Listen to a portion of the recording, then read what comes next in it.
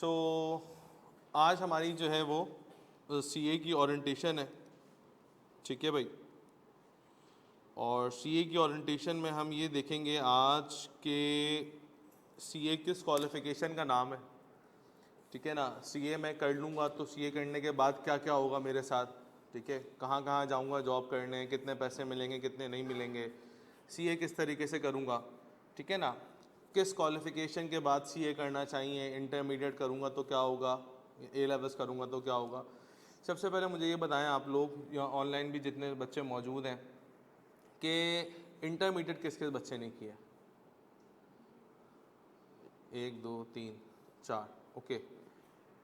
और अगर A levels किसी ने किया है तो वो किसने किया, आपने क्या किया। अच्छा आप साथ आए, ओके, आप भी साथ हैं इनके, चलो ओके।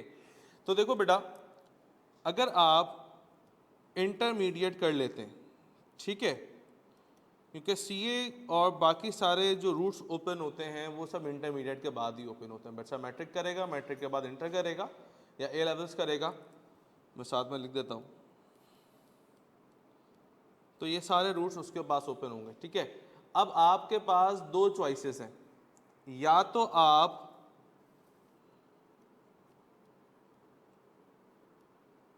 एकेडमिक क्वालिफिकेशन की तरफ चले जाओ, ठीक है, या तो आप प्रोफेशनल क्वालिफिकेशन की तरफ आ जाए।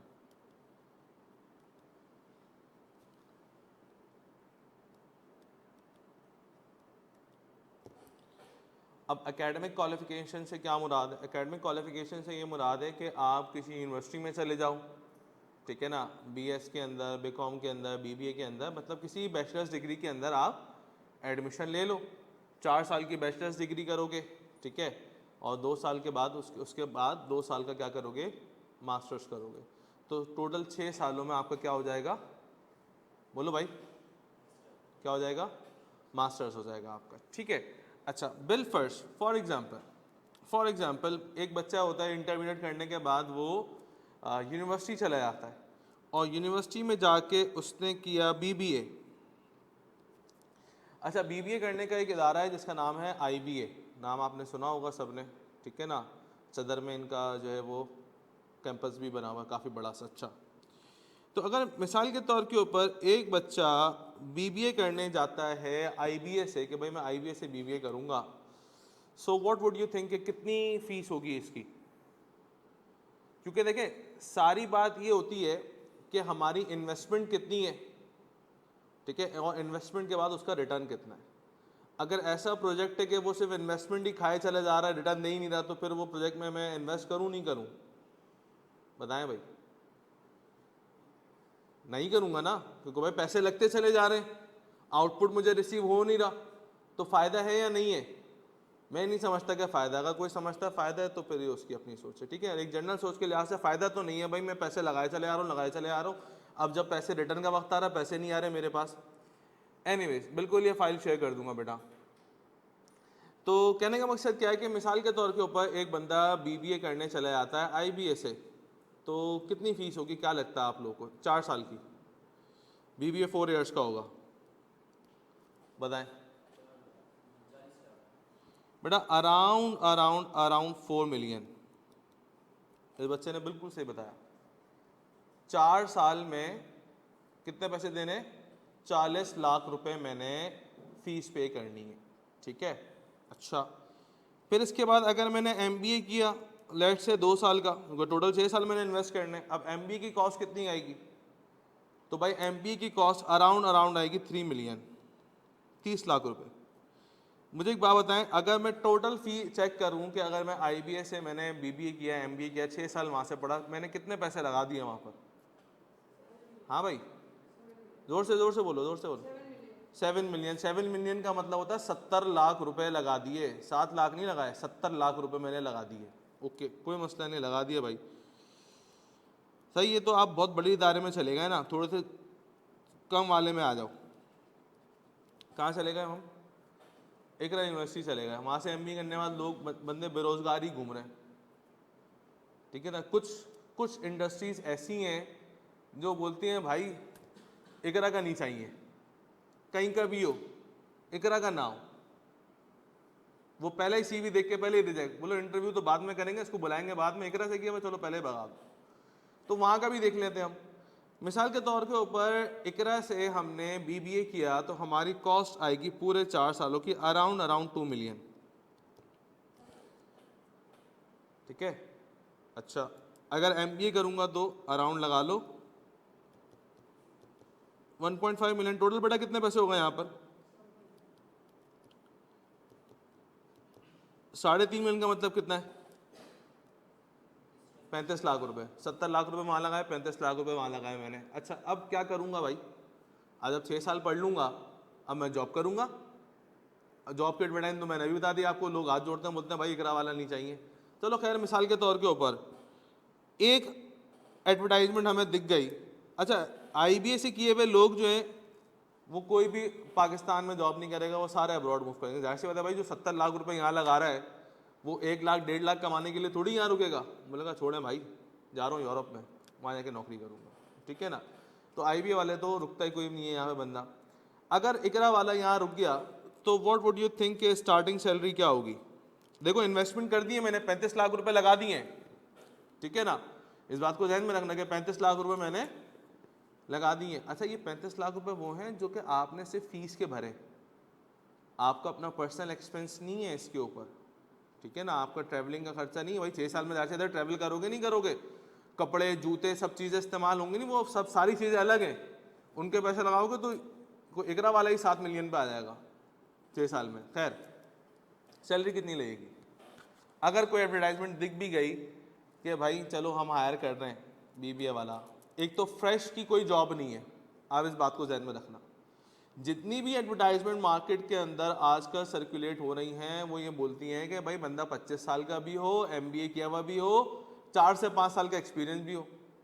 अब मुझे बताएं यार, 20 साल में 18 साल में तो उसने इंटर ही किया था, है ना। अगर 18 साल में अगर मैं इंटर कर रहा हूँ, 6 साल लगाऊंगा, 24 साल का तो मैं वैसे ही हो गया। अब 25 का भी हूँ, एमबीए भी किया हुआ, 5 साल का एक्सपीरियंस भी हो, भाई मैं घर से थोड़ी लेके आऊँगा एक्सपीरियंस, किधर से लेके आऊँगा? अच्छा, फ्रेश बंदा रखना नहीं, हर बंदे को चाहिए कि भाई मैं स्किल्ड बंदा रखूँ जिसको काम आता है। काम नहीं सिखाऊंगा मैं, काम सीखने के पैसे थोड़ी दूंगा। तो हर बंदे को चाहिए कौन सा बंदा? जिसको एक्सपीरियंस हो भाई, ठीक है ना। अच्छा, मिसाल के तौर के ऊपर आपको कोई एडवर्टाइजमेंट दिख गई जहाँ पे फ्रेश बंदे हायर हो रहे हैं, अब कितनी सैलरी मिलेगी बताओ? ऐसी कुछ भी बोलो, मुंह से कुछ भी बोलो। आप ये समझ लें बेटा, बस ये भी मैंने बहुत लिख दी है, 50,000 से 60,000। यार मुझे एक बात बताएं, पैसे कितने लगाए थे इकरा से करने के ऊपर? इकरा से करने पे 35 लाख रुपए, कमा कितने रहा हूँ? 50,000 रुपये। भाई मुझसे ज़्यादा तो मजदूर कमाता है, जो वो ईंटें उठाता है ना और वो सब काम करता है, वो 1500-2000 रुपये रोज़ कमाते हैं, तो मुझसे ज़्यादा तो वो कमा लेगा भाई महीने के अंदर। तो कहने का मकसद क्या है कि 50,000 रुपये 60,000 रुपये मेरी सैलरी लग रही है 35 लाख रुपए लगाने के बावजूद भी। अच्छा सर, सैलरी बढ़ेगी भी तो सही ना, ऐसी बातें नहीं करें। हाँ बिल्कुल बढ़ेगी। बताओ ग्रोथ रेट क्या है मार्केट का, आज का ग्रोथ रेट क्या है? मेरे को कैसे पता होगा सर? मैं बताता हूँ, 12%, 14%, कोई बहुत अच्छी इंडस्ट्री हुई 16%। कैलकुलेटर है आपके पास मोबाइल में? है बेटा, कैलकुलेटर है, खोलें खोलें खोलें, निकालें। आज सारा काम कैलकुलेटर का है। आपके पास नहीं है कैलकुलेटर? निकालो ना। अबे भाई 50-50, 60-60 हज़ार रुपये के फ़ोन लिए हुए तुमने अम्मा अब्बाओं के पैसों से, हैं? नहीं सर, मेरा 1 लाख वाला है। कैलकुलेटर का ऑप्शन होगा, चेक करो है। एक काम करें, अगर किसी बंदे की 60,000 सही लगी, 60,000 मल्टीप्लाई बाय 1.16 कितनी हो गई? 69,000, मतलब पूरे 70,000 कर लो। तो मतलब अगर 60,000 भी लगी और पूरा 16% भी मेरे को बढ़ा तो 1 साल बाद जाके मेरी कितनी सैलरी हो जाएगी? 70,000 रुपये हो जाएगी। ठीक है ना। फिर इसी तरह पेस्ट लगा लो 70-72 10-12 हज़ार रुपये अगले साल बढ़ जाएगी, तो मतलब कि आप 10-10 हज़ार का एवरेज लगाते रहो कि भाई मेरी सैलरी पर एनम बढ़ती रहेगी हर साल। ठीक है भाई, तो पैसा तो बहुत कम मिल रहा है, अब क्या करें। लोग मशवरा देते हैं बेटा एक काम करो, ये काम नहीं करना, फिर इंटरमीडिएट के बाद जो है ना वो प्रोफेशनल क्वालिफिकेशन की तरफ चले जाना। अच्छा भाई, अब प्रोफेशनल क्वालिफिकेशन में कौन कौन सी क्वालिफिकेशन आती है? सबसे पहले आती है आपके पास चार्टर्ड अकाउंटेंसी, जिसके बारे में आप सीखने बैठे हैं आज। सेकंड नंबर पे क्या आती है? एक क्वालिफिकेशन का नाम है ACCA, नाम सुना होगा आप सबने, ठीक है ना। अच्छा, एक क्वालिफिकेशन है जिसका नाम है ICAEW, ठीक है। एक क्वालिफिकेशन का नाम है CFA, एक क्वालिफिकेशन का नाम है जिसका नाम है CIA, एक क्वालिफिकेशन नाम है जिसका नाम है CMA, और भी बहुत सारे क्वालिफिकेशंस हैं, ठीक है ना। तो ये तो मैंने बहुत सारी प्रोफेशनल क्वालिफिकेशंस हैं। सबसे सुप्रीम इन सब में से कौन सी क्वालिफिकेशन है बेटा? सबसे सुप्रीम इन सब में चार्टर्ड अकाउंटेंसी है, ठीक है। अच्छा, ये जो मैंने ICAW लिखा है ये भी चार्टर्ड अकाउंटेंसी है, लेकिन ये इंग्लैंड और वेल्स का है, ठीक है ना। अच्छा, इसके बारे में भी बताऊंगा अभी आपको थोड़ी सी देर में। तो सर अगर मुझे CA करना हो तो क्या करना पड़ेगा? देखो आओ CA के बारे में सीखते हैं कि CA क्या है। देखो CA चार्टर्ड अकाउंटेंसी जो है ना, एक वो सबसे सुप्रीम क्वालिफिकेशन है। सही है, बहुत मुश्किल होगी, हाँ बिल्कुल है। बहुत कम लोग पास होते होंगे, बिल्कुल है भाई, जाहिर सी बात है जो मेहनत करेगा वो पास होगा। क्या मैट्रिक में बच्चे फेल नहीं होते? बताओ मुझे, होते नहीं होते? आप कौन सी क्लास में बेटा? 11वीं क्लास में। मैट्रिक क्लास में बच्चे फेल होते नहीं होते? होते ना। O लेवल्स कर रहे हैं ना आप, मतलब O2 में फेल होते नहीं होते? बिल्कुल होते हैं। O1 में फेल होते नहीं होते? तो क्या O1 मुश्किल है क्या? नहीं। क्या O2 मुश्किल है? 9th क्लास मैट्रिक क्लास मुश्किल है? नहीं, बच्चे तब भी फेल होते हैं ना। वो तो सीधी सीधी बात है भाई, जो मेहनत करेगा पढ़ाई करेगा वो पास होगा, जो मेहनत करेगा पढ़ाई नहीं करेगा उसने 5 क्लास में भी फेल ही होना है। आ रही है मेरी बात समझ में? तो कहने का मकसद क्या है कि अगर हम एक क्वालिफिकेशन की तरफ आ रहे हैं और एक सिंसियर हैं कि नहीं यार मैंने कुछ बनना है, ठीक है, तो कुछ बनने के लिए आपने मेहनत करनी पड़ेगी। प्लेट में रखी रखाई नहीं आएगी, ठीक है ना। प्लेट में सर्व उनके सामने होता है जिनके माँ बाप करोड़पति अरबपति लोग होते हैं, इनको ज़रूरत ही नहीं होता, बोलो भाई ठीक है कारोबार चल रहा है, पैसे आ रहे हैं, सारी ज़िंदगी में से वैसे ही करूँगा, गाड़ी चलाऊँगा और कुछ नहीं करूँगा। तो कहने का मकसद क्या है बेटा? चार्टर्ड अकाउंटेंसी एक सुप्रीम क्वालिफिकेशन है। इस क्वालिफिकेशन को करने के लिए आपको 5.5 साल रिक्वायर्ड है। कितने साल रिक्वायर्ड है? मुझे एक बात बताएं, MBA करने में कितने साल लगे थे? 6 साल लगे थे। CA करने में कितने साल लग रहे हैं? 5.5। आप इसको भी 6 कर लो, आप इसको भी। तो टाइम के लिहाज से अगर हम कंपैरिजन करें तो इक्वली आ रहा है, ऐसा ही है बेटा। अच्छा ठीक है, देखो CA के अंदर 3 स्टेजेस हैं। एक पहली स्टेज है जिसका नाम है PRC, ठीक है।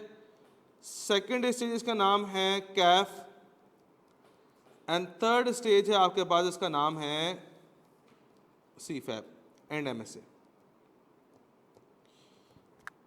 टोटल पेपर्स जो PRC के अंदर हैं वो कितने आपको पता होगा? हाँ बेटा, 5 पेपर्स हैं। टोटल CAF के अंदर कितने पेपर्स हैं? 8 पेपर्स हैं। एंड टोटल CFAP और MSA दोनों के मिलाकर 8 पेपर्स हैं। तो टोटल पेपर्स अगर मैं करूं तो कितने होगा बेटा?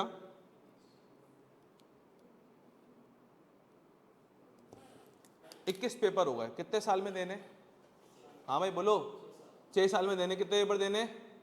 आपको पता है BBA के अंदर अगर सिर्फ BBA कोर्सेज मिलाओ ना तो वही कोई 40-50 के करीब बन जाएंगे। मतलब 4 साल में अगर आपके नंबर ऑफ कोर्सेज पता चलें तो कम से कम भी हो गए 30-35 पेपर्स। यहाँ कितने पेपर देने? 21 पेपर मैंने देने। ओके भाई, अब क्या होगा सर, कब कब दूंगा? देखो टाइम कितना लगेगा। PRC में लगते हैं 6 मंथ्स, ठीक है। CAF में लगता है 1.5 ईयर्स। सर 1.5 ईयर्स कैसे? देखो PRC के पेपर्स छोटे पेपर्स हैं, 6 महीने में आप 5 पेपर आराम से दे सकते हैं इजीली। लेकिन CAF के अंदर क्या होगा, 8 पेपर्स है। अगर आप इसको ब्रेक डाउन भी करते हो कि सर मैं 6 महीने में 3 पेपर दूंगा, 6 महीने में 3 पेपर दूंगा, तो बाकी 2 पेपर बचेंगे तो वो अगले 6 महीने में दोगे, ऐसा ही है ना। तो 1.5 साल का टाइम पीरियड लगेगा आपको मिनिमम। सर नहीं मैं तो जल्दी करना चाहता हूँ, 4 पेपर करके दूंगा, तो 1 साल लगेगा। ठीक है, यूजुअली क्या होता है कि जो ए लेवल्स के बच्चे आते हैं और अगर वो बच्चा अच्छा पढ़ने वाला है तो मैं उसको रेकमेंड करता हूँ बेटा 4 पेपर दें, मसला नहीं है। लेकिन जो इंटरमीडिएट का बच्चा आता है और वो थोड़ा सा एक एवरेज बच्चा है, बात समझ में आती है लेकिन थोड़ी सी मेहनत करने पे समझ में आती है, तो मैं उसको रेकमेंड करता हूँ बेटा 3 पेपर दें सुकून से, कोई मसला नहीं है। ऐसा ना हो जल्दी के चक्कर में कुछ से भी जाएं। बहुत से बच्चे होते हैं ना बेटा कि ज़्यादा तैयारी करने के चक्कर में दूसरे पेपर पे फोकस करने के ऊपर जो पहले फोकस करने वाले पेपर थे उन पे भी फोकस नहीं हो रहा सही से, तो ना उस 4th पेपर के चक्कर में उधर रहेंगे ना पहले के 3 क्लियर होंगे, तो फिर मसला ख़राब हो जाएगा। ठीक है, तो बेटा कितने पेपर, कितना साल हो गए? 6 साल 6 महीने मैंने लगाए पीआरसी के अंदर और 1.5 साल मैंने लगाया कैफ के अंदर। टोटल मैंने कितने साल हो गए? 2 साल हो गए। 5.5 साल का सीए था टोटल। कितना टाइम बचा? हाँ भाई 4 साल,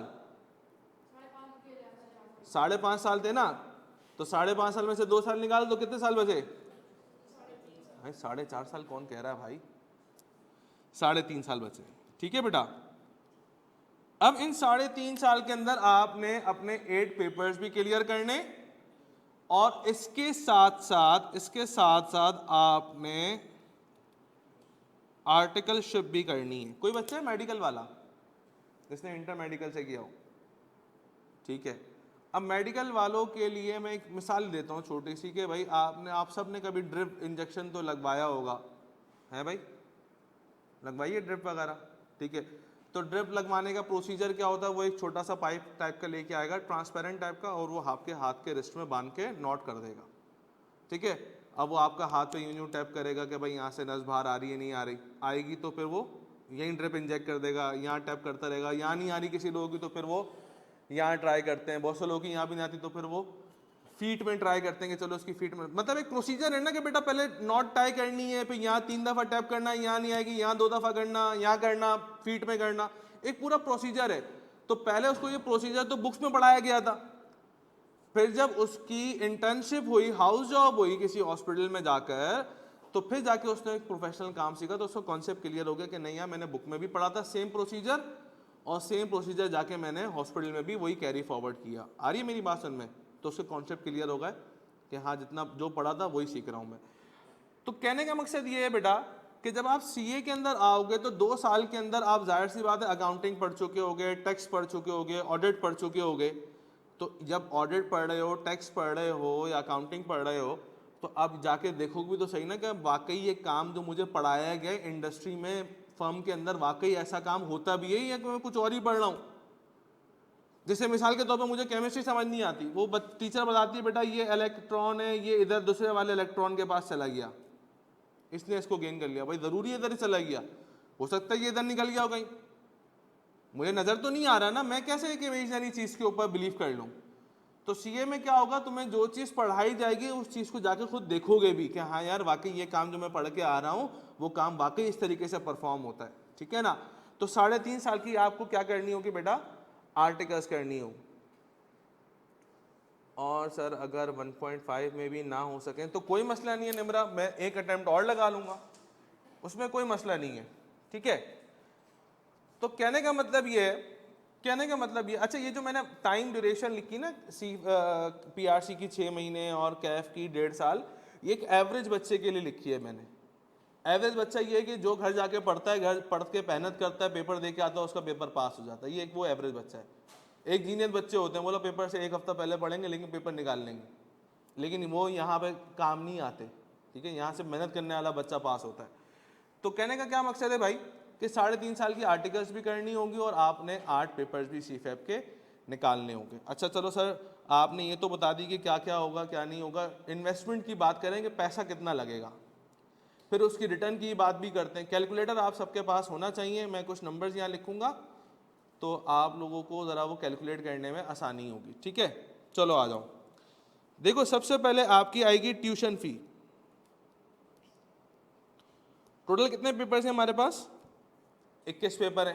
ठीक है, लेट से क्योंकि पीआरसी में पर पेपर की फीस 15,000 रुपये, कैफ में पर पेपर की फीस 17-18,000 20,000 भी है, सीफैप में भी ऐसे ही चलती है, तो एक हम एवरेज फीस लगाते हैं 20,000 रुपये।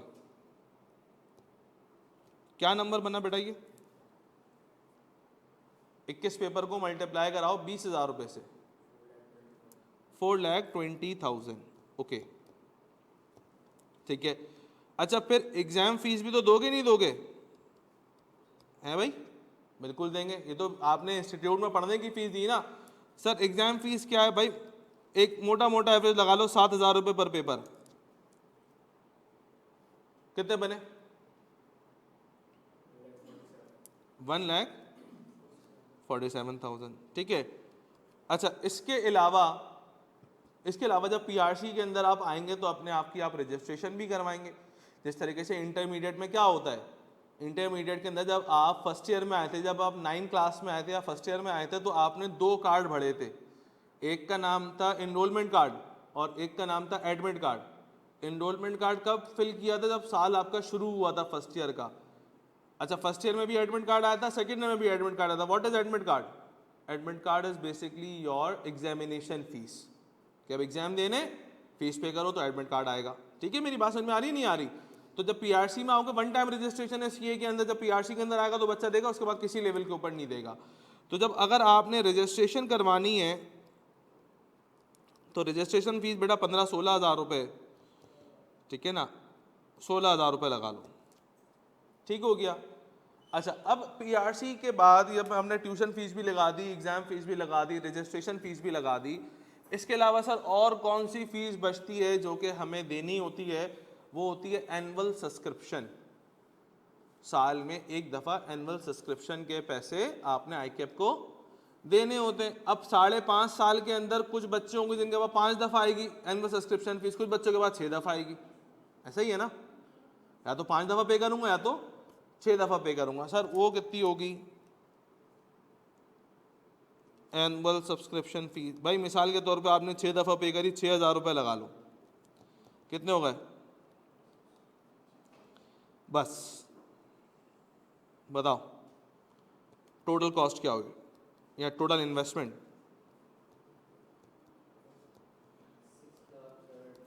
हैं 6 लाख? जी जी जी, बोलो बोलो बोलो बोलो। 6,19,000? चेक कर लो, कोई 36-32 लाख तो नहीं है? कोई 35-36 लाख हो, कोई 16-32 लाख हो, 26 लाख हो, यही है 6 लाख। डिस्काउंट मिलेगा एकेडमी फीस के ऊपर, बिल्कुल डिस्काउंट मिल जाएगा बेटा, लेकिन पहले अभी देख तो लो कि सीन क्या चल रहा है, वो उसके बारे में अभी बात करेंगे निमरा, ठीक है ना? उससे बेफिक्र है, वो काम मेरा है, सही है? तो कहने का मकसद क्या है बेटा, मैंने कितने पैसे लगाए?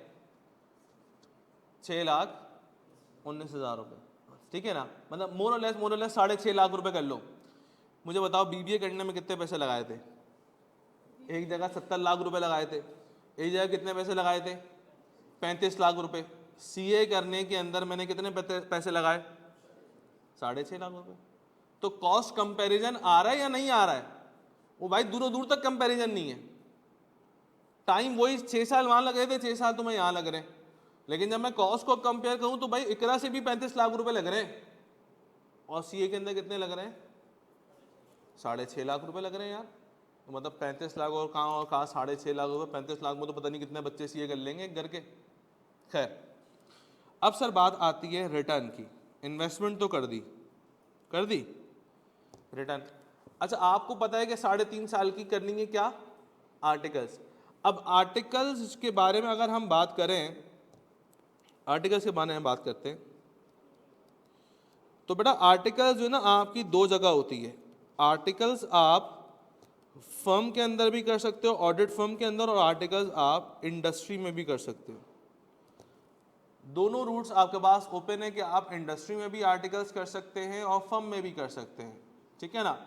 अच्छा सर इंडस्ट्री में आर्टिकल्स के पैसे कितने हैं? देखो जब आप कैफ क्वालिफाई हो जाओगे तो फिर आप आर्टिकल्स शुरू करोगे 3.5 साल की, ठीक है ना?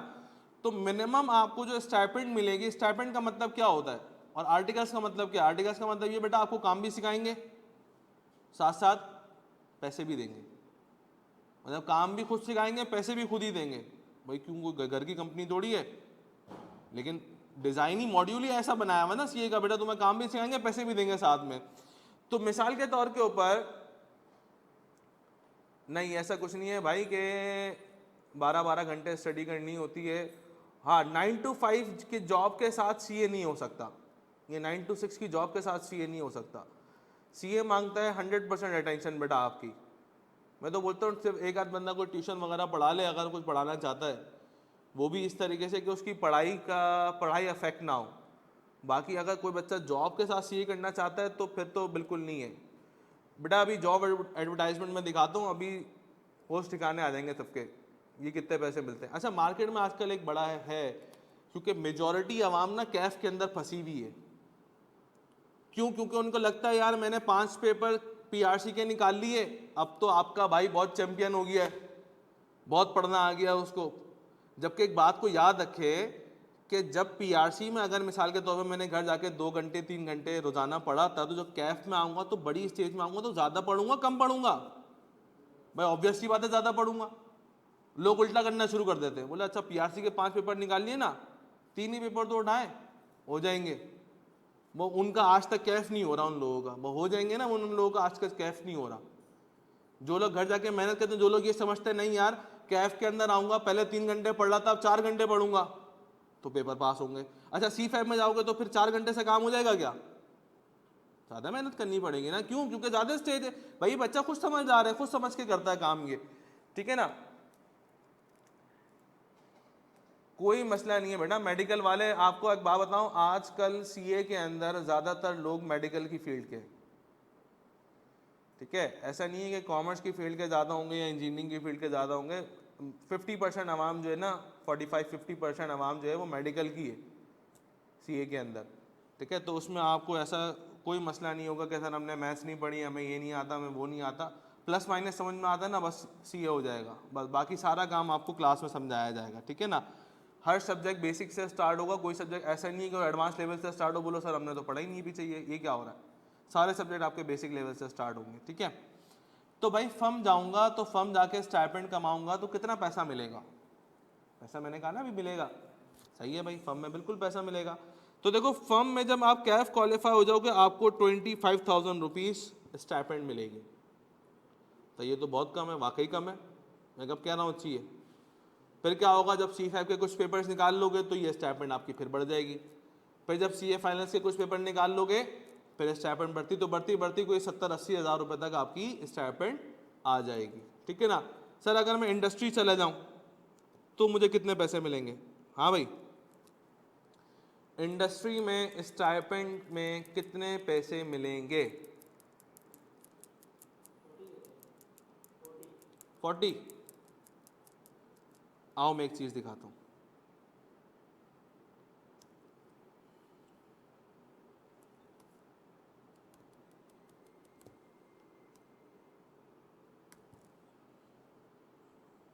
ये आपके इंडस्ट्रीज़ के नाम हैं जो कि आपको आर्टिकल्स ऑफर कर रही हैं सीए में रहते हुए, और ये उनके स्टाइपेंड के रेट्स हैं कि वो क्या क्या पैसे दे रहे हैं। पहली आ रही है अलकरम, कितने पैसे दे रही है? 55। अच्छा देखो फिर बैंक इस्लामी भी आ गया, कितने पैसे दे रहा है? फिर आ गया क्या, फिर डेस्कन भी आ गया, फिर कितने पैसे दे रहा है? फातिमा ग्रोस भी आ गया, वो भी ऑलमोस्ट कोई 50,000 रुपये दे रहा है। आओ एक काम करते हैं, एक मैं आइडेंटिफाई कराता हूँ। हाँ यूनिलीवर नज़र आ रहा है? कहाँ पर है? सेकंड लास्ट, कितने पैसे दे रहा है? 72,000 स्टाइपेंड ऑफर कर रहे हैं ये। वो किसको ऑफर कर रहे हैं? जो बच्चे कैफ क्वालिफाइड है। आ रही है नहीं आ रही मेरी बात समझ में? तो इंडस्ट्री के अंदर क्या है भाई, पैसा ज़्यादा है। फर्म तो 25,000 रुपये दे रही थी, यहाँ पे मिनिमम तुम्हें कितने मिलना है? 70-72 हज़ार रुपये मिलना है अगर यूनिलीवर चलेगा। अच्छा एक एवरेज निकालोगे ना तो अच्छा देखो 60-65 में भी है, देखो लकी कोर जो, देखो लकी कोर इंडस्ट्रीज जो है वो कितने पैसे दे रही है? ये रही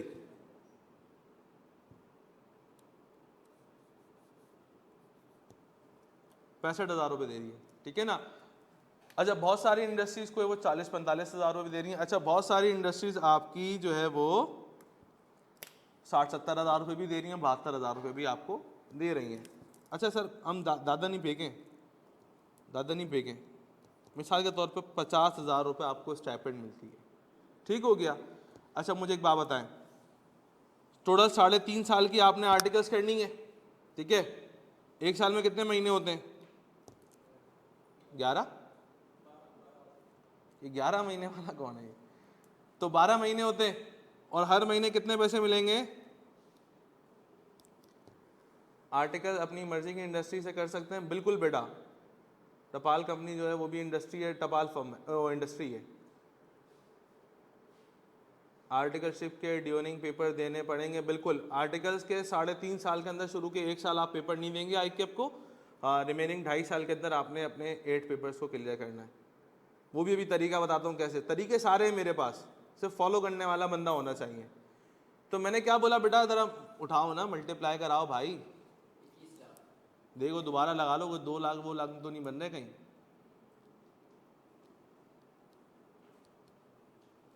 कितने बने हैं? 21 लाख रुपए। पैसे कितने लगाए थे? कितने पैसे मिले? 21 लाख रुपए। अब तुम क्वालिफाई हो गए। मुझे बताएं, क्या इन्वेस्टमेंट कवर हुई या नहीं हुई? हो गई। क्या गेन हुआ? ऊपर पैसे बचे? कितने पैसे बचे हैं? 15.5 लाख रुपए बचे ऊपर। भाई 15.5 लाख बचे, 15,500 नहीं कह रहा मैं। बात समझ में आ रही है नहीं आ रही? मतलब जितने पैसे तुमने लगाए नहीं उसके मल्टीपल ऑफ 4 तो तुमने कमा लिए, ठीक है ना? तो कहने का मकसद क्या है, स्कोप आगे किस्मत जाने का है, फर्म या इंडस्ट्री। देखो एक बात को याद रखना, फर्म्स की कुछ कैटेगरीज हैं। एक बिग 3 फर्म्स हैं, एक कैटेगरी ए की फर्म्स है, एक कैटेगरी बी की फर्म्स है, एक कैटेगरी सी की फर्म्स है, और एक इंडस्ट्री है। हर जगह काम सेम है, ठीक है ना? जैसे मिसाल के तौर के ऊपर हर हॉस्पिटल के अंदर इंजेक्शन जो है वो नस में ही लगाया जाता है भाई। कोई ऐसा नहीं कि आपका मुंह खोलेगा इंजेक्शन डाल देगा, बेटा यहाँ से डालते हैं। ऐसा थोड़ी हर बंदा इंजेक्शन नस में ही लगाता है, ठीक है? तो हर जगह काम आपका क्या होगा? सेम होगा। वर्किंग हर जगह की सेम ही है। हर जगह से क्वालिफाई किया हुआ बंदा चार्टर्ड अकाउंटेंट ही कहलाता है, ठीक है ना? तो स्कोप तो इसके बाद शुरू होगा। बात समझ में आई? स्कोप तो इसके बाद शुरू होगा। कैसा स्कोप किसको बोलते हैं अभी बताता हूँ, स्कोप किसको बोलते हैं। तो खैर बेटा, तो पैसे कितने लगाए थे? 6.5 लाख रुपए लगाए थे, और पैसे हमने कमाए कितने हैं? 21 लाख रुपए पैसे कमा लिए। मल्टीपल ऑफ 4 और मल्टीपल ऑफ 4.5 हमने कमा लिया है, ठीक है ना? आर्टिकलशिप कॉलेज ऑफर करवाते हैं या प्राइवेट होता है? देखो ये आर्टिकल्स क्या होती हैं कि जिस तरीके से मैंने अभी आपको लिस्ट शो करी है, जब आप कैफ क्वालिफाई हो जाओगे तो फिर इन लिस्ट को आप फॉलो करोगे इनके Instagram, Facebook page, LinkedIn page के ऊपर। ये एडवर्टाइजमेंट डालेंगे भाई कि हम अब सीए ट्रेनीज को जो है वो हायर कर रहे हैं। तो फिर आप उनकी रेलेवेंट मेल के ऊपर अपनी सीवी मेल कर दोगे जो कि आपने बनाई होगी। फिर आपको इंटरव्यू की कॉल आएगी, फर्स्ट इंटरव्यू होगा, उसमें बंदे शॉर्टलिस्ट होंगे। फिर आपको सेकंड इंटरव्यू की कॉल आएगी, तो उसमें जो शॉर्टलिस्ट होंगे उनको CA trainee as a hire कर लिया जाएगा, ठीक है? सेकेंडली सीए के साथ ग्रेजुएशन की डिग्री ज़रूरी है बाहर जाने के लिए या फिर जॉब्स के लिए? बाहर जाने के लिए ज़रूरी है, लेकिन उसके बारे में भी हम बात करते हैं अनस थोड़ी सी देर में, ठीक है ना? पहले एक बड़ी चीज़ के बारे में बात कर लें। ग्रेजुएशन तो छोटी सी चीज़ है, वो वैसे ही हाथ में आ जाएगी हमारे, ठीक है ना? पहले बड़ी चीज़ के बारे में बात कर लेते हैं। तो बेटा 21 लाख रुपए हमने कमा लिए आर्टिकल्स में करते करते। अब क्या होगा? अब now I am a qualified chartered accountant, ACA।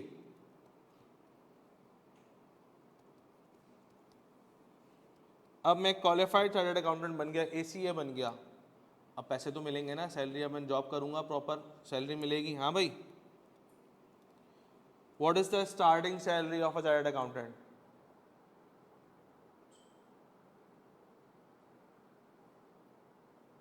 अनान बहुत मुश्किल हो जाएगा, बहुत मुश्किल हो जाएगा। नहीं, पॉसिबल नहीं है।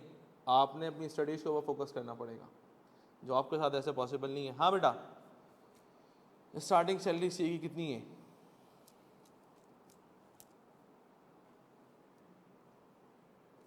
बोलो।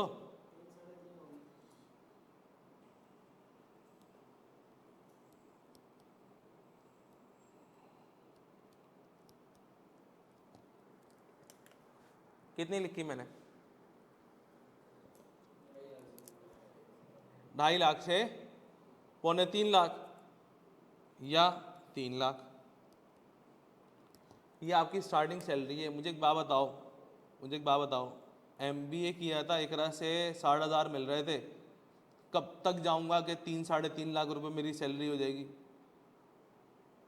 हैं? तो बहुत टाइम लगेगा ऐसे तो पहुंचते में। यहाँ टाइम मैंने उतना लगाया, इन्वेस्टमेंट भी कम भी करी, पैसे भी उल्टा कमा लिए आर्टिकल्स में रहते हुए। अब मेरी स्टार्टिंग सैलरी कितनी लग रही है?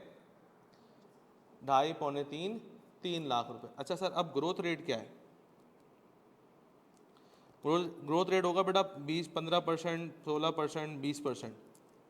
तो अगर किसी बंदे की 3 लाख सैलरी लगी तो 3 लाख को मल्टीप्लाई करेगा 1.2 से, 1 साल बाद उसकी सैलरी कितनी हो जाएगी? 3 लाख मल्टीप्लाई बाय 1.2, 3 लाख। वहाँ कितने पैसे बढ़े थे साल में MBA वाले के? 10,000 रुपये। और यहाँ कितने बढ़ गए भाई? 60,000 रुपये बढ़े, 6,000 नहीं बढ़े। कितने पैसे बढ़े? इतने में तो 2 बंदे हायर कर लोगे सैलरी पर 30,000 रुपये के ऊपर। बात समझ में आ रही है? तो कहने का मकसद क्या है कि बेटा जब तुम क्वालिफाई हो जाओगे तो पैसा तो भरपूर मिलेगा। अरे सर आप ऐसे ही फेंक रहे हैं, ऐसा कुछ नहीं होता। ज़्यादातर जो कैफ का बच्चा होता है ना, क्योंकि उसके पेपर तो पास हो नहीं रहे, तो वो मीम्स बनाने में ज़्यादा रहता है फेसबुक के ऊपर, तफरी कर लूँ, इसके ऊपर मीम बना लूँ। अच्छा, आपको PRC का बच्चा फेसबुक पे नज़र नहीं आएगा और CA फाइनल्स का बच्चा ही फेसबुक पे नज़र नहीं आएगा, क्योंकि उनके पास टाइम नहीं है भाई। फाइनेंस का बच्चा मैच्योर है, उसको पता है यार जितना टाइम मैं फेसबुक या मीम वगैरह बनाऊंगा ना, पढ़ के पेपर पास कर लूंगा अपना।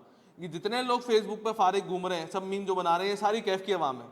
और ये वो अवाम है जो फेल हो रही है, जिनके पास कुछ नहीं है करने को, वो सारे फेसबुक के ऊपर एक दूसरे के ऊपर मीम बना रहे, तफरियाँ कर रहे हैं और कुछ नहीं कर रहे। तो कहने का मकसद क्या है, जो ये मीम वगैरह बनाने वाले उनको लगता है कि नहीं यार ये तो बेकार की बातें, ऐसे पैसे कहाँ मिलते हैं इतने। आओ मैं दिखाता हूँ।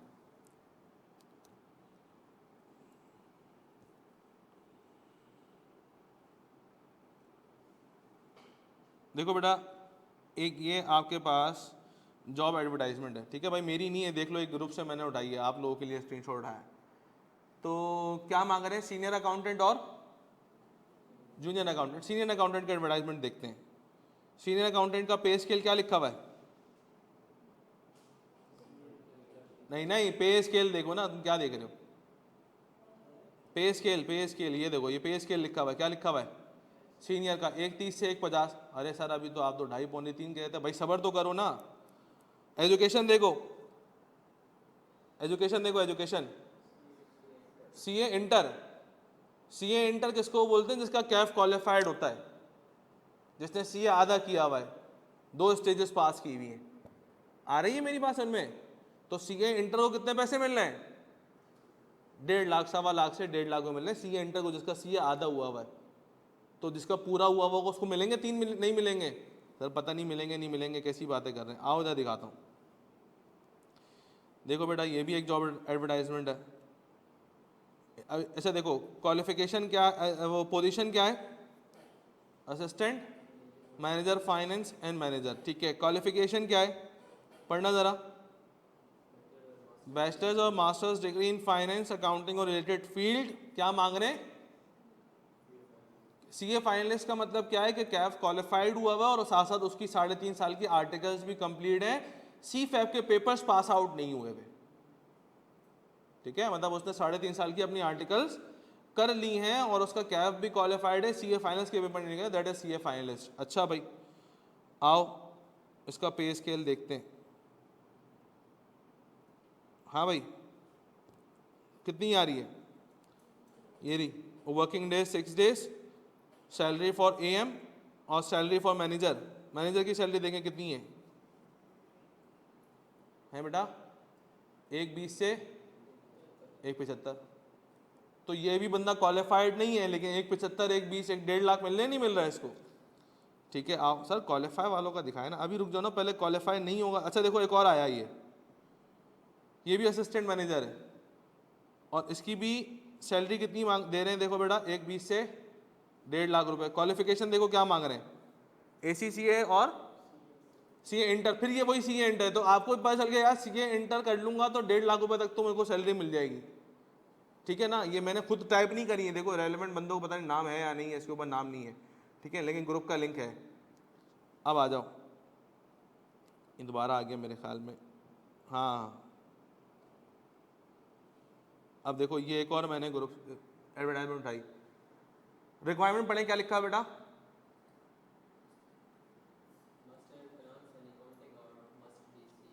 मास्टर्स के साथ साथ सीए भी किया हुआ और एसीसी भी किया हुआ। क्या सैलरी नज़र आ रही है? नजर नहीं नज़र आ रही, मुझे तो नहीं आ रही नज़र है। क्या लिखा हुआ budget? Employment type full type, और बजट कितना लिखा हुआ बेटा? 3 लाख रुपये। देखो आ गया ना सीए वाला 3 लाख रुपये पे, या नहीं आया? चलो अगर सर हम बाहर चले जाएं तो बाहर जाने से पहले ये एडवर्टाइजमेंट और देख लो। अच्छा इसके अंदर भी देखो ये क्या मैनेजरियल पोजीशन देखो लिखा हुआ है, वी आर सीकिंग ACS।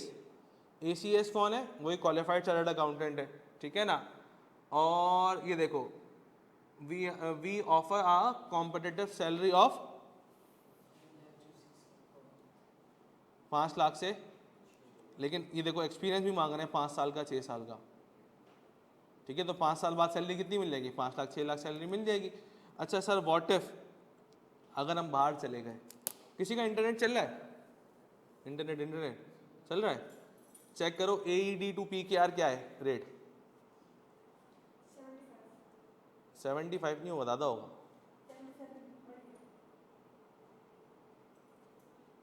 77 हो गया। AED to PKR 77, मतलब दुबई का जो दिरहम है उसकी पाकिस्तानी करेंसी को इक्विवेलेंट करें ना 77 रुपीज़ का बनेगा। आओ ये देखो ये लिंक्डइन की प्रोफाइल है, कहाँ की है? देखो दुबई लिखा हुआ है। क्या मांग रहे हैं? फाइनेंस मैनेजर मांग रहे हैं। सैलरी कितनी दे रहे हैं? 30,000 से 32,000 AED plus self benefit. Self benefit को मारें गोली आप, 32,000 को मल्टीप्लाई कराएं जरा 77 से, कितना बनता है? 23 लाख। क्वालिफिकेशन क्या मांग रहे हैं?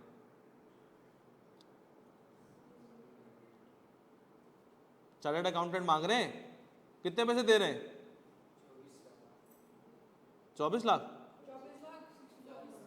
24.5 लाख कर लो, 24.5 लाख रुपए आपको मिल रहे हैं। मैं सी और ACC का डिफरेंस भी अभी बताता हूँ थोड़ी सी देर में, ठीक है सर। और आओ देखो ये भी एक और ग्रुप है फाइनेंस एंड ऑडिट करियर का, इसके ऊपर भी है। अच्छा इसके पीछे मैं क्योंकि स्क्रीनशॉट लिया हो तो मेरी बेटियों की तस्वीर है इसके पीछे, वो नहीं देखना, इधर देखो।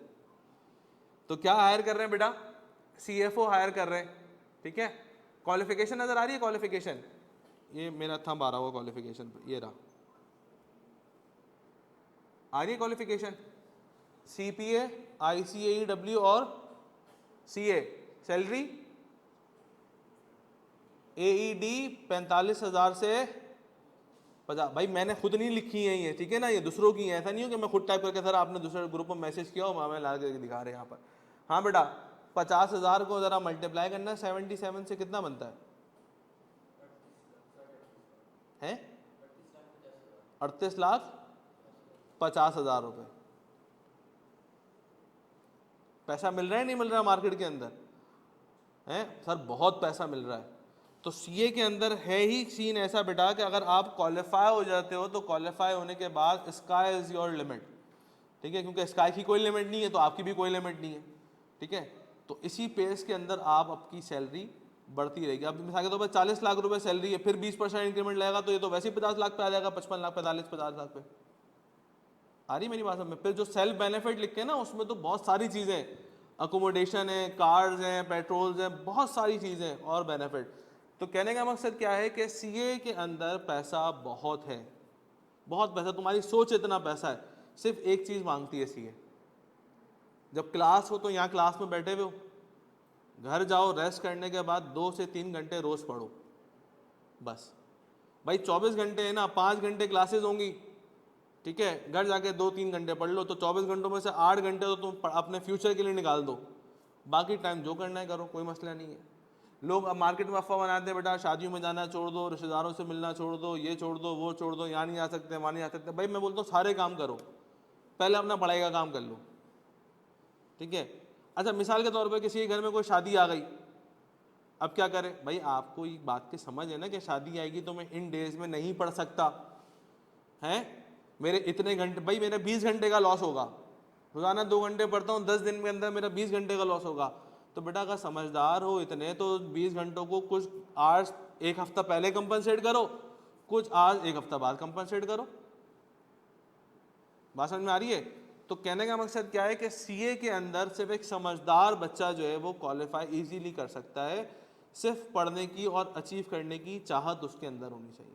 हाँ कोई ज़बरदस्ती आया हुआ है तो फिर उसका सीए नहीं होना भाई, कि भाई मैंने सर इधर बातें सुनी उधर बातें सुनी, मेरा खुद का इंटरेस्ट नहीं था मैं आ गया, आगे तो बेकार ही कुछ रहेगा यहाँ पर, ठीक है ना।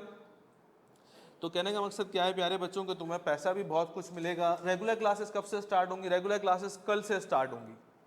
कल मिस इकोनॉमिक्स की क्लास है कल नया बैच की? मंडे से इकोनॉमिक्स की क्लास स्टार्ट होगी। क्यूएम की और अकाउंटिंग की क्लास तो कल होगी, ठीक है ना, न्यू बैच की, ठीक है। और किसी का कोई सवाल है तो मुझसे करें। ऑनलाइन बिल्कुल ऑनलाइन ले सकते हैं, लेकिन अगर कराची में हैं तो फिज़िकल लेना ज़्यादा बेहतर है, क्योंकि फ़िज़िकल चीज़ की एक वैल्यू अलग होती है और ऑनलाइन चीज़ की वैल्यू अलग होती है। ऑनलाइन हम फेसबुक तो यूज़ कर लेंगे 4-5 घंटे मुसलसल, या मूवी भी देख लेंगे मोबाइल में 3 घंटे की 2-2। क्यूएटी के बारे में भी गाइड कर देता हूँ। देखो बेटा क्यूएटी क्या चीज़ है, वो बच्चे देखो मिनिमम आपकी परसेंटेज सीए में कितनी होनी चाहिए, 60% होनी चाहिए, तो आप पीआरसी के लिए एलिजिबल हो। अच्छा पहले क्या होता था कि ये वो जो रिक्वायरमेंट थी ये 50% थी, तो आईकेप ने क्या किया कि अब वो बच्चा जो 50% और 60% के बीच में, जो 50% से नीचे है वो तो उसको तो कुछ भी नहीं करेगा आईकेप, ठीक है ना, वो सीए नहीं कर सकता। जो बच्चा 50 और 60 के बीच में है उसको एक क्वालिफाइंग असेसमेंट टेस्ट देना होता है, क्यूएटी टेस्ट जिसका नाम, जिसमें इंग्लिश भी आएगा, मैथ्स भी आएगा और जनरल नॉलेज के कुछ सवाल वगैरह आएंगे, ठीक है ना। अगर एएस में 3 डीज हैं तो हाँ हो जाएगा, मसला नहीं है। अनान वो देख लेंगे बेटा, मुझे मैसेज कर देना, ठीक है। निम्रा मुझे मैसेज कर दिएगा, ठीक है, इस बारे में फिर हम पर्सनली डिस्कस करेंगे आप लोगों से, ठीक है ना। तो कहने का मकसद क्या है बच्चों कि स्कोप बहुत बड़ा है, सिर्फ मेहनत करनी है, बस सिर्फ मेहनत करनी है, इसके अलावा और कोई दूसरा तावीज़ नहीं है कि तुम्हें पेपर पास करा के दे, कोई दूसरा बंदा नहीं है तुम्हें पेपर पास करा के दे। क्यूएटी क्या है बेटा? क्यूएटी क्वालिफाइंग असेसमेंट टेस्ट है, एक टेस्ट है जो कि आईकेप लेता है उन बच्चों का जिन बच्चों की परसेंटेज 50% से 60% के बीच में है, ठीक है ना। तो उन बच्चों का आईकेप टेस्ट लेता है, अगर वो टेस्ट पास कर लोगे, वो बेसिक लेवल टेस्ट होता है, बेसिक इंग्लिश की चीज़ें उसके अंदर पूछी जाती हैं और मैथमेटिक्स भी बेसिक उसके अंदर होता है। हाँ मैं मारूफ के नंबर पे मैसेज कर दें, कोई इशू नहीं है, या मेरे नंबर पे मैसेज कर दें, मेरा नंबर लिख लें आप,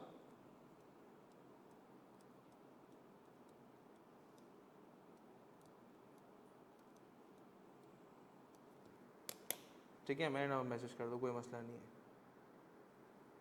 अगर 12th का रिज़ल्ट ना आया हो तो बेटा अभी निम्रा सारे बच्चे, अच्छा एक बड़ा ये मसला है कि 12th का तो रिज़ल्ट आया नहीं है इंटर का, तो हम अभी से शुरू करें या नहीं करें? भाई अभी से शुरू कर दें, क्योंकि जैसे ही रिजल्ट आएगा वैसे ही आईकेप की रजिस्ट्रेशन कराना, वैसे ही पेपर दे देना, क्योंकि रिजल्ट आएगा फिर सोचोगे फिर पेपर दोगे, तो पेपर तो तुम मार्च में जाके दोगे, तो फजूल में ये टाइम अभी क्या करोगे, वेस्ट करोगे। तो टाइम ही बचाना है, तो टाइम बचाने के लिए क्या करेंगे कि अभी इनरोल हो जाएंगे, क्योंकि मोस्ट प्रोबेबली अगस्त के एंड तक आप लोगों का रिजल्ट आ जाएगा, ठीक है ना। तो अगस्त के एंड में अगर रिजल्ट आपका आ जाता है तो आप लोग इजीली जो है वो नवंबर अटेम्प्ट स्टार्ट कर सकते हैं, दे देंगे पेपर। क्लासेस कल से स्टार्ट हैं, कल क्यूएम की क्लास भी होगी, अकाउंटिंग क्लास भी होगी, ये डेमो क्लासेस हैं, एक हफ्ते आपकी डेमो क्लासेस ऑफर होंगी ताकि आप लोग टीचर्स को पहचान लो, टीचर आपको पहचान ले, ठीक है ना, फ्रीक्वेंसी आप लोगों की मैच हो जाए टीचर्स के साथ, समझ में आ रहा है, मज़ा आ रहा है, तो आप जो है वो टाइमिंग्स के बारे में अनस अभी पोस्ट आ जाएगा ग्रुप के ऊपर, ठीक है ना, शेड्यूल भी ग्रुप पे आ जाएगा, लिंक भी ग्रुप पे आ जाएंगे, ठीक है भाई। किसी का कोई सवाल नहीं है, ठीक है ना। अच्छा पीआरसी के ना जो 5 पेपर्स हैं उनके क्या क्या नाम है? ये रहे पीआरसी के 5 पेपर्स। पहला है आपका बिजनेस राइटिंग का पेपर, ये इंग्लिश बेस्ड पेपर है, ठीक है ना, इंग्लिश का होता है, इसमें राइटिंग वगैरह थोड़ी सी है। और सेकंड पेपर आपका क्वांटिटेटिव मेथड्स का, ये पूरा पेपर मैं पढ़ाऊंगा, ठीक है। तीसरा पेपर आपके पास प्रिंसिपल ऑफ इकोनॉमिक्स का, ये मिस पढ़ाएंगी, अभी हम मिस से भी थोड़ा सा टाइम लेते हैं गुफ्तगू का। PRC 4 है, अब PRC 4 हमारे पास 3 टीचर्स पढ़ाएंगे, ठीक है, 40% एरिया मैं पढ़ाऊंगा और बाकी हमारे 2 टीचर्स हैं, ठीक है ना, एक सर अली अमानुल्लाह, एक सर हसन मारफानी है, तो बाकी एरिया ये पढ़ाएंगे। 60% एरिया वो 2 टीचर्स पढ़ाएंगे, 40% एरिया मैं पढ़ाऊंगा। और PRC 5 है हमारे पास, तो हमारे सर तारिक तुनियो जिनका ये इंस्टीट्यूट है तो वो पढ़ाएंगे, ठीक है ना। सीक्वेंस वाइज पेपर देना ज़रूरी है, हाँ देना ज़रूरी है, क्योंकि ICAP ने जो सीक्वेंस डिज़ाइन की, अच्छा ये जो 5 पेपर हैं तो एक साथ ही देंगे ना बच्चे, तो उसमें तो कोई सीक्वेंस है नहीं, लेकिन जब कैफ के अंदर आओगे तो वहाँ आपको सीक्वेंस फॉलो करनी होगी। नोट्स वगैरह के ग्रुप्स बनेंगे, नोट्स वगैरह के, देखो बेटा निमरा बात को याद रखें, सारे नोट्स सारा मटेरियल आप लोगों को टीचर प्रोवाइड करेगा, ठीक है, मैं पूरी अपनी बुक तुम लोगों को देंगी। अब कोई बच्चा सॉफ्ट कॉपी में लेना चाहे वो सॉफ्ट कॉपी में ले ले, कोई बच्चा हार्ड कॉपी में लेना चाहे तो वो एडमिन से परचेज कर ले, ठीक है ना। आपने क्या करना है, आपने सिर्फ टीचर की बातों को फॉलो करना है, टीचर को फॉलो करना है। आपने खुद कोई एक्स्ट्रा मेहनत नहीं करनी कि सर ये नोट्स वहाँ से मुझे कहाँ से मिलेंगे, मुझे कैसे पता चलेगा ये भी करना था, मुझे कैसे पता चलेगा वो करना है। आपको सिर्फ एक चीज़ करनी है, अपने टीचर की बातों को फॉलो करना है, टीचर जो काम दे वो करके आना है, बस। इसके अलावा आपको और कोई काम नहीं है। मैं अपने सारे नोट्स आपको सॉफ्ट कॉपी के अंदर प्रोवाइड करूँगा, कोई बच्चा बोलेगा हार्ड कॉपी में चाहिए तो वो भी एडमिन से आप परचेज कर सकते हैं, उसमें कोई मसला नहीं है। बुक्स कहाँ से मिलेंगी भाई, बुक्स भी PDF फॉर्म में मिलेंगी आपको, सारे बुक्स जो है ना वो PDF फॉर्म के अंदर शेयर हो जाएंगी। पहले वो पेपर दे सकते हैं। देखो नूर बेटा, बात ऐसी है कि जिस भी स्टूडेंट से आपने पूछा हो कि जिसकी प्रिपरेशन अच्छी हो पहले वो देने चाहिए। देखो ये आपके ऊपर है, ठीक है ना, कि आप कितने पेपर देते हो। बहुत से बच्चों को ये PRC के भाई मैं कह रहा हूँ बेसिक लेवल पेपर है, ठीक है ना, तो बेसिक लेवल पेपर है ना, कोई पिछले 8 साल हो गए CSA एसोसिएट हूँ, ठीक है ना, तो बेसिक लेवल पेपर है। तो मैं कह रहा हूँ एक एवरेज बच्चा 5 पेपर देता है, तो आपको भी 5 पेपर की तैयारी करनी है, दे दें 5 पेपर। स्टूडेंट ना, हर बंदा अपनी कैपेसिटी के हिसाब से बात करता है भाई, जाहिर सी बात है ना, एक बंदा जिम में जाता है उससे 100 kg नहीं उठाया जाता, एक बंदा जो है 150 kg 200 kg भी लिफ्ट कर लेता है, तो हर बंदे की कैपेसिटी अलग अलग है। तो ये आपको खुद डिसाइड करना होगा किन पेपर्स की तैयारी अच्छी है मैं अभी दे दूं, या किन पेपर्स की तैयारी अच्छी नहीं है बाद में दे दूं। लेकिन उसके अंदर भी मैं ये बोलूँगा कि अगर कोई बच्चा ऐसा करता है कि सर मैं PRC की पेपर ब्रेक कर करके देता हूँ, जनवरी में पहले नवंबर में पेपर दूं मैं और फिर मैं जनवरी के अंदर पेपर दूं, तो मैं उनको सिंपल सा एक मशवरा देता हूं। देखो 3 पेपर्स भारी हैं, 2 पेपर्स आसान हैं। 3 पेपर्स भारी हैं, 2 पेपर्स आसान हैं। 3 पेपर्स भारी होने के अंदर एक इकोनॉमिक्स का पेपर तुम्हारे पास आता है, ठीक है, एक PRC 2 क्वांटिटेटिव मेथड्स का पेपर आता है और एक PRC 4 का पेपर आता है। ये 3 पेपर्स हार्ड हैं, बाकी 2 पेपर्स आसान है, इंग्लिश वाला भी और इंट्रोडक्शन टू बिजनेस भी। क्लासेस सबकी लो, नवंबर के अंदर ये 3 पेपर दे दो। कौन कौन से? इकोनॉमिक्स, QM और अकाउंटिंग, ठीक है ना। बाकी जो 2 पेपर हैं वो 1 महीने गैप के साथ आप जनवरी में पेपर दे दो। लेकिन ऐसा नहीं करना कि अभी 3 की क्लासेस लोगे फिर बाद में 2 की क्लासेस लोगे और फिर पेपर दूंगे, तो फिर तो लंबा टाइम बढ़ जाएगा। क्लासेस अभी सबकी ले लो एक साथ ही, तैयारी 3 की करके 3 पेपर दे देना, ठीक है ना, बाकी 2 पेपर जनवरी में दे देना। ये क्या आ रहा है, इस साल मेरे कज़न ने बोला है कि हर 3 साल में पॉलिसी चेंज होती है, तो वो बोल रहा है कि इस साल शायद 2 पेपर्स PRC कम हो जाएंगे, इज़ दैट पॉसिबल? बेटा न्यू पॉलिसी अभी सिर्फ अफवाह है कि न्यू पॉलिसी कब आएगी, ठीक है ना। पिछले 1 साल से न्यू पॉलिसी ICAP की आ रही है, गवर्नमेंट अप्रूव ही नहीं कर रही। तो अगर किसी बच्चे ने पिछले साल ओरिएंटेशन अटेंड की होगी और उसने भी ये सुना होगा कि यार न्यू पॉलिसी आए, तो उसने तो पूरा साल अपना वेस्ट कर दिया, कोई पेपर कम नहीं हुआ है। मुझे बताओ ना, 1 साल में तो उसने कैफ भी आधा निकाल लिया होगा उस बच्चे ने। तो न्यू पॉलिसी कब आएगी किसी को नहीं पता, ठीक है। जब तक न्यू पॉलिसी आएगी तुम लोग तो कैफ के अंदर होगे, PRC अपना निकाल चुके होगे। बात समझ में आती नहीं आती? तो न्यू पॉलिसी का वेट करना, फिलहाल टाइम वेस्ट करना है और ये बेवकूफ़ी वाला इम्पैक्ट होगा। अच्छा देखो ICAP क्या करता है, ICAP की एक साइकोलॉजी है। ICAP पेपर्स को माइनस करने के बाद ये नहीं कि वो सब्जेक्ट ही हटा देता है, ठीक है ना। पेपर्स को माइनस करने के बाद वो सब्जेक्ट माइनस नहीं करता, वो क्या करेगा, वो 2 सब्जेक्ट्स को मर्ज करके एक कर देगा। अब कोई बच्चा बोले भाई कैफ के अंदर बिजनेस लॉ और कंपनी लॉ गायब हो रहा है, वो कंपनी लॉ गायब नहीं हो रहा, वो बिजनेस लॉ के साथ मर्ज हो रहा है। अब एक पेपर में 2 पेपर की मेहनत करनी पड़ेगी। आईके मजीद बर्डनाइज कर रहा है तुम्हें इस तरीके से करके। अब आप बोले नहीं यार इसमें तो 3 पेपर हो जाएंगे, भाई 3 पेपर तो हो जाएंगे, लेकिन 2 पेपर जो मर्ज होंगे तो उनका लोड तो बढ़ जाएगा ना उस पेपर के ऊपर, या नहीं? ठीक है। अच्छा, ग्रेजुएशन के बारे में जो एग्जामेशन वगैरह की बात होगी वो हम पर्सनल पे डिस्कस करेंगे, ठीक है, क्योंकि वो फिर बाकी लोगों के लिए रेलेवेंट हो जाएगा। तो एग्जामेशन वगैरह जो भी है ना, इंटरमीडिएट वालों को तो एग्जामेशन में दिखा देता हूँ, मेरे पास थी यहाँ पे इंटरमीडिएट के लिहाज से। ग्रेजुएशन वालों को मैं, अच्छा कुछ बच्चा है जिसकी परसेंटेज अच्छी हो तो उसको स्कॉलरशिप भी मिलेगी। चल भी ये देख लो बेटा, ये स्कॉलरशिप का क्राइटेरिया है। अच्छा, ये हमारे टीचर्स हैं जिनके बारे में मेरी भी तस्वीर इसके अंदर है, ठीक है ना, देख सकते हो। उन सब के बारे में छोटा छोटा एक ब्रीफ इंट्रोडक्शन सबने लिखा हुआ है। अब मिस जैनब के बारे में देखो क्या लिखा हुआ है, हैं? वो गोल्ड मेडल से पहले डबल नजर नहीं आया? हद हो गई यार, गोल्ड मेडल देख रहा भाई, डबल देख, डबल डबल। एनीवेज वो अभी सब पता चल जाएगा, तो हम इसको ही बता देंगे। तो कहने का मकसद क्या है बेटा कि ए लेवल्स अगर किसी ने बच्चा किया वो तो उसके ये ग्रेड्स हैं, उसको ये परसेंटेज स्कॉलरशिप ऑफर होगी। किसी ने अगर इंटरमीडिएट किया हुआ हो तो उसकी ये स्कॉलरशिप उसको ऑफर की जाएंगी। ज़रूरी है कि बंदा सारे सब्जेक्ट्स ले फिर ही स्कॉलरशिप ऑफर हो? नहीं बेटा, जितने सब्जेक्ट्स लेगा उसी पे स्कॉलरशिप ऑफर हो जाएगी। ये भी है, स्टार्ट करना चाहिए, आई थिंक बेटर है, बट श्योर नहीं तो ये आपस में ही बातें कर रहे हैं। अच्छा चलो, ये भी ज़रूरी है, कुछ लोगों की आपस में गुफ्तगू होनी चाहिए। बोलो और कब बातचीत हुई थी? बोलो 20 साल पहले ओरिएंटेशन में मुलाकात हुई थी हमारी, कहानी सुनाएंगे 20 साल बाद, बोलो एक दूसरे को। अनस बेटा, ये सारी पर्सनल डिस्कशन है, मुझसे व्हाट्सएप पे कर लो, ठीक है? ठीक हो गया भाई, किसी का कोई सवाल नहीं है? सब लोग खुश हैं? मैंने आप लोगों को बता दिया है कि कल से आप लोगों की क्लासेस स्टार्ट है। मोस्ट प्रोबेबली आपकी क्यूएम की क्लास भी होगी और कोशिश करूँगा कि अकाउंटिंग क्लास भी आप लोगों की कल ही लग जाए, ठीक है? हैं टाइमिंग सभी ग्रुप पे आ जाएंगी, लेकिन 1 बजे होगी, 1 बजे से पहले नहीं होगी। हो सकता है 1 से 3 हो या 1 से 2:30 हो, और फिर 2:30 पौने 3 से वही 1.5 आवर्स की दूसरी क्लास होगी, ठीक है? तो अब मैं डेमो क्लासेस ऑनलाइन भी हो सकती है, बिल्कुल हो सकती है बेटा। डेमो क्लासेस के लिंक आपको ग्रुप पे आ जाएंगे पोस्ट के साथ, लेकिन प्रेफर ये है कि अगर आप सिटी में हैं, कराची में हैं, तो आप क्लासेस फिजिकल लें। हाँ, कराची से बाहर हैं तो फिर तो उस केस में ऑनलाइन ले लें। ऑनलाइन का फॉर्मेट ही इसीलिए डिज़ाइन किया गया उन बच्चों के लिए जो कि कराची से बाहर हैं, उन लोगों के लिए। कराची वाले फिजिकली तशरीफ़ लेके आए, हमने यहाँ एसी वेसी लगाया हुआ आप लोगों के लिए, चेयर्स वगैरह भी। ऐसा नहीं है कि दरियों में बिठा देंगे आपको, बेटा चप्पल वहाँ उतारो, दरिया बैठ जाओ, चलो खोलो बस्ता और रखो रजिस्टर उसी के ऊपर। नहीं नहीं, टेबल्स वगैरह हैं, सुकून से एसी वेसी भी लगा हुआ है, मज़ा आएगा, ठीक है?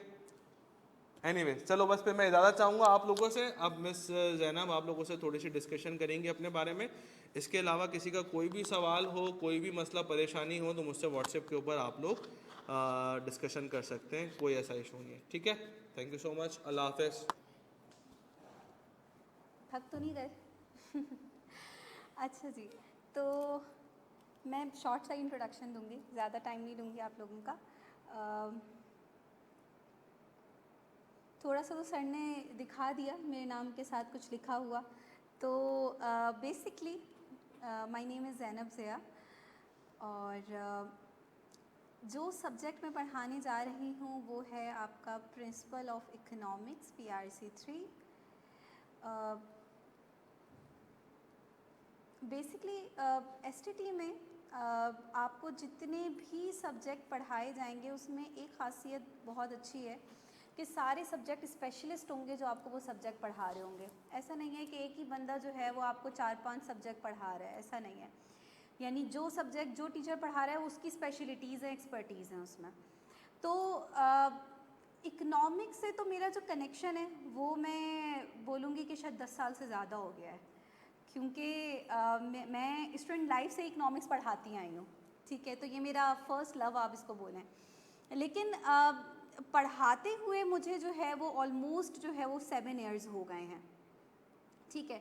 अब इन 7 ईयर्स में CA कम्युनिटी से तो मेरा जो कनेक्शन है उसको 7 इयर्स हो गए हैं। साथ ही साथ जो है मैं यूनिवर्सिटी लेवल पे भी पढ़ा चुकी हूँ। मैं कराची यूनिवर्सिटी में भी इकनॉमिक्स को पढ़ा चुकी हूँ। ज़ियाउद्दीन यूनिवर्सिटी आप लोगों ने नाम सुना होगा, जो क्लिफ्टन ब्रांच है, उसमें भी मैं पढ़ा चुकी हूँ। हालांकि वो मेडिकल की है, लेकिन अब आपको पता है कि HEC ने जो इकनॉमिक्स को एज अ जनरल सब्जेक्ट हर फील्ड में इंट्रोड्यूस करवा दिया है। यानी कोई बच्चा चाहे वो इंजीनियरिंग कर रहा हो या मेडिकल कर रहा हो, उसको इकनॉमिक्स आनी चाहिए। ठीक है, क्यों, इस पर अभी मैं बात करती हूँ आप लोगों से। अच्छा, पहले क्वालिफिकेशन के लिहाज से अगर मैं आपको बताऊँ थोड़ा सा, तो ये तो एक्सपीरियंस हो गया। क्वालिफिकेशन पे पहले थोड़ी सी बात कर लेते हैं।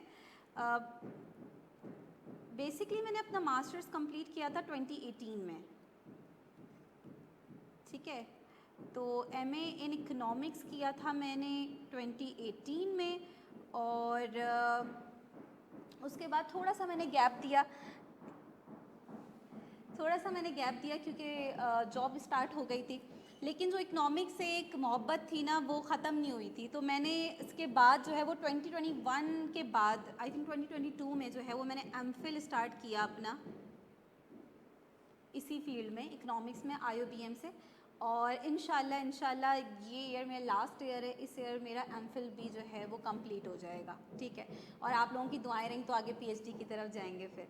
ठीक है, तो अभी आप करंटली मुझे MA ही कंसिडर करें। ठीक है, MA के अंदर मेरे डबल गोल्ड मेडल हैं। डबल गोल्ड मेडल से मुराद मेरी ग्रेजुएशन में भी फ़र्स्ट पोजीशन रही, मास्टर्स में भी फ़र्स्ट पोजीशन रही। तो इस तरीके से मैं डबल गोल्ड मेडलिस्ट हूँ। क्वालिफ़िकेशन भी आपको मैंने बता दी, एक्सपीरियंस भी आप लोगों को मैंने बता दिया। अच्छा देखिए, 2-3 बातें बस मैं डिस्कस करूँगी। सबसे पहले तो कुछ स्टूडेंट्स होंगे जो कि कॉमर्स बैकग्राउंड से होंगे, तो उनको थोड़ा बहुत आइडिया होगा कि इकनॉमिक्स में हम क्या पढ़ रहे होते हैं, economics what it's all about. Economics में जो मेन बात मैं यहाँ पे जो नाम से, टर्म से आपको मतलब समझ में आती है कि इकनॉमिक्स में आप इकोनॉमी के बारे में पढ़ते हैं। ठीक है, हम अपनी इकोनॉमी को समझते हैं। मैं इसको थोड़ा सा इजी वर्ड्स में अगर आपको एक्सप्लेन करूँ तो इकनॉमिक्स में अपनी सराउंडिंग समझते हैं। हमारी सराउंडिंग में क्या हो रहा है, चीज़ें कैसे वर्क कर रही हैं, ठीक है ना, पूरी दुनिया कैसे चल रही है। ठीक है, कंट्रीज़ आपस में उनका जो एक हम कहते हैं ना आजकल जो वॉर भी है वो भी इकनॉमिक वॉर हो गई है। ठीक है ना, तो इकनॉमिक्स बेसिकली आपको सबसे पहले क्या चीज़ सिखाएगी, इकनॉमिक्स आपको एक बेस्ट डिसीजन मेकर बनाती है। मैं हमेशा ये बात बोलती हूँ। देखिए, एक इंजीनियरिंग का बच्चे भी इकनॉमिक्स पढ़ रहा है, एक मेडिकल के बच्चे को भी इकनॉमिक्स पढ़ाई जा रही है, और CA के बच्चे को भी इकनॉमिक्स पढ़ाई जा रही है। क्यों?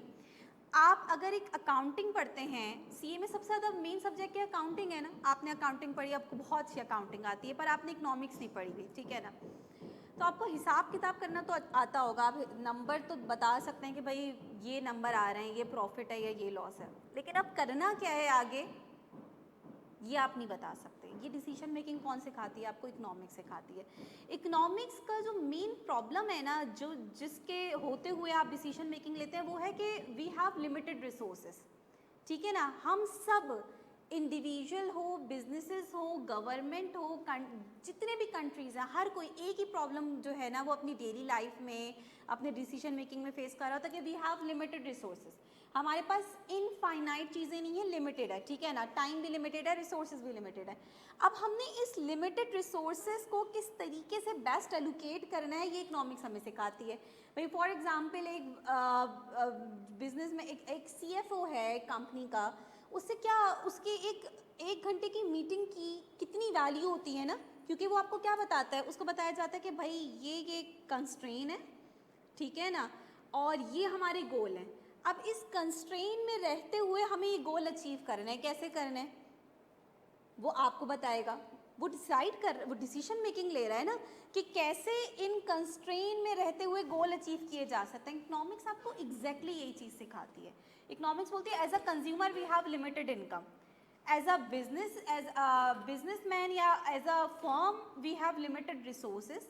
हमारे पास हर चीज़ लिमिटेड है, लेकिन हमने क्या करना है, एज अ कंज्यूमर हम अपनी ख्वाहिशात को पूरा करना चाहते हैं मैक्सिमम, एज अ फर्म हम अपने प्रॉफिट को मैक्सिमाइज करना चाहते हैं। तो भाई इस कंस्ट्रेंट में रहते हुए कैसे करेंगे, हमें किस तरीके से अपनी ज़रूरियात को, अपनी ख्वाहिशात को मैक्सिमाइज करना है, ये इकनॉमिक्स आपको कैसे सिखाती है। इकनॉमिक्स बोलती है जब कोई चीज़ लिमिटेड होती है तो उसको एफिशिएंटली यूज़ करना है, उसको वेस्ट नहीं करना। भाई 24 घंटे है हमारे पास, ठीक है ना, आपको सर सलान क्या बता रहे थे, आपको टाइम की इंपॉर्टेंस बता रहे थे ना कि आपने अपने टाइम को एफिशिएंटली यूटिलाइज करना है अगर आपको सीए क्लियर करना है तो ये भी एक डिसीजन मेकिंग है ना।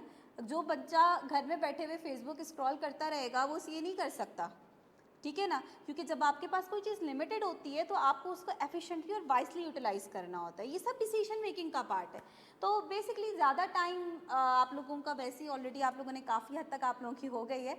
तो बस मैं इतना बताऊंगी कि इकोनॉमिक्स बहुत इंटरेस्टिंग सब्जेक्ट है और इकोनॉमिक्स किसी खास इंडिविजुअल के लिए नहीं है कि भाई सिर्फ वही इकोनॉमिक्स पढ़ेगा। अगर कोई बच्चा जो है वो फाइनेंस का स्टूडेंट है या उसका, तो वही इकोनॉमिक्स पढ़ेगा, सिर्फ उसका हक नहीं है। इकोनॉमिक्स पे सबका हक है, इकोनॉमिक्स सबको आनी चाहिए। आप न्यूज़पेपर पे अक्सर बहुत सारी चीज़ें related to interest rate, policies, GDP, exchange rate, पता नहीं क्या क्या कुछ पढ़ रहे होते हैं, लेकिन आपको बहुत सारी बातें समझ में नहीं आ रही होती।